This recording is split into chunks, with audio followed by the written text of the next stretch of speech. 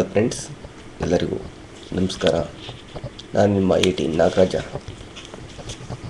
ಇಲ್ಲಿ ನಾವು ವಿದ್ಯಾರ್ಥಿಗಳು ತಮ್ಮ ಪಠ್ಯ ವಿಷಯದ ಮೇಲೆ ಮನಸ್ಸನ್ನು ಎಕ್ಕರಗೊಳಿಸಬೇಕಾದ ಬಗೆಯನ್ನು ನೋಡೋಣ. ಏಕೆಂದರೆ ಇಲ್ಲಿ ನಾವು ಚರ್ಚಿಸುತ್ತಿರುವುದು ವಿದ್ಯಾರ್ಥಿಗಾಗಿ ಬರೆದಿರ್ತಕ್ಕಂಥ ಪುಸ್ತಕದಿಂದ ಯೋಗಿಗೆ ಧ್ಯಾನಕ್ಕೆ ಕುಳಿತುಕೊಳ್ಳಲು ಒಂದು ಮೆತ್ತನೆಯ ಆಸನವಿರಬೇಕಾದಂತೆ ವಿದ್ಯಾರ್ಥಿಗಳಿಗೆ ತಮ್ಮ ಪಠ್ಯಪುಸ್ತಕವನ್ನು ಇಟ್ಟುಕೊಂಡು ಆರಾಮವಾಗಿ ಓದಲು ಅನುಕೂಲಿಸುವಂತೆ ಮೇಜು ಕುರ್ಚಿ ಇರಬೇಕು. ವಿದ್ಯಾರ್ಥಿಯು ಹೆಚ್ಚು ಕಡಿಮೆ ಒಬ್ಬ ಯೋಗಿಯಂತೆಯೇ ಸಹಸ್ರಾರು ಬಡ ವಿದ್ಯಾರ್ಥಿಗಳು ಈ ಮೇಜು ಕುರ್ಚಿಗೆ ಎಲ್ಲಿಗೆ ಹೋಗಬೇಕು ಎಂದು ಪ್ರಶ್ನೆಯನ್ನು ಇಲ್ಲಿ ಕೇಳಬಾರದು. ಸರ್ ಎಂ ವಿಶ್ವೇಶ್ವರಯ್ಯನವರು ವಿದ್ಯಾರ್ಥಿಯಾಗಿದ್ದಾಗ ಅವರಿಗೆಲ್ಲಿತ್ತು ಮೇಜು ಕುರ್ಚಿ?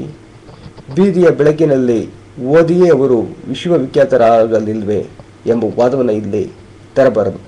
ಏಕೆಂದರೆ ಬೀದಿಯ ಬೆಳಕಿನಲ್ಲಿ ಓದಿದವರೆಲ್ಲರೂ ವಿಶ್ವೇಶ್ವರಯ್ಯ ಆಗಲಾರರು. ಈ ವಿಚಾರ ಆಗಿರಲಿ.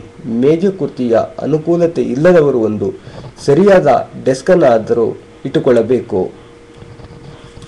ಫ್ರೆಂಡ್ಸ್, ಇನ್ನೂ ಹೆಚ್ಚು ಓದಲು www.sunnaturalplus ಲಾಗಾನ್ ಮಾಡಿ, ಇಲ್ಲವೇ sunnaturalplus@gmail.com ಗೆ ಮೇಲ್ ಮಾಡಿ. ಒಂದೇ ನನಗೆ ನಾಗರಾಜ.